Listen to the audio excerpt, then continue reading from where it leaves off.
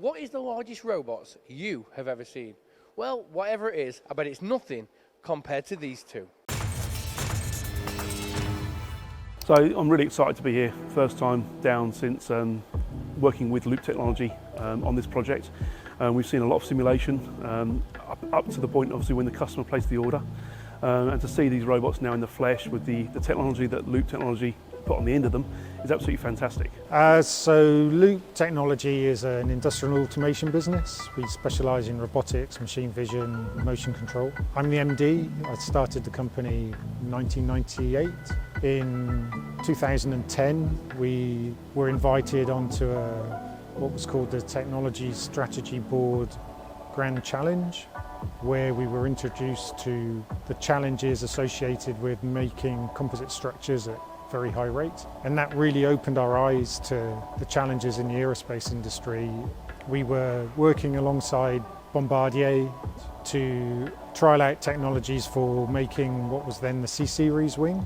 We delivered that program, learned an awful lot, and that really set us on our journey for automation or high rate preform automation.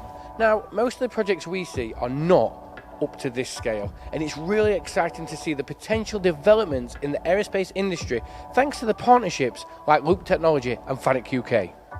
So automating the layup of carbon fibre, such as we're doing here, has many technical challenges. One of the major problems is the scale of what we're doing. So we're not just laying up small components like bumpers or sort of automotive size pieces.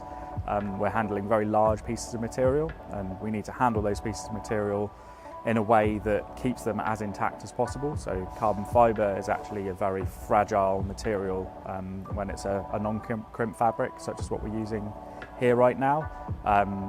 Essentially it's a whole series of layers, and it is a fabric, so it's very malleable, and every time you touch it or move it, it comes apart.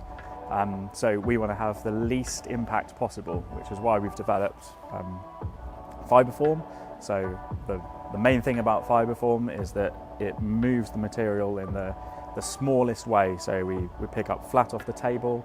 The only stress that goes into the material is as it's formed to the shape of the mould, which is where it needs to be anyway. And then it's placed once accurately in position. There's no tugging into place to get that final positioning right. There's no rolling of the material to take it off the cutting table and roll it back out onto the tool. It's the least obtrusive method to transfer the material from the cutting table onto the mould that we could contrive. That means the end effector is complex. With complexity comes weight. So the irony, lightweight material, heavyweight end effector. And structures are large, so we need large end effectors, so even heavier end effectors.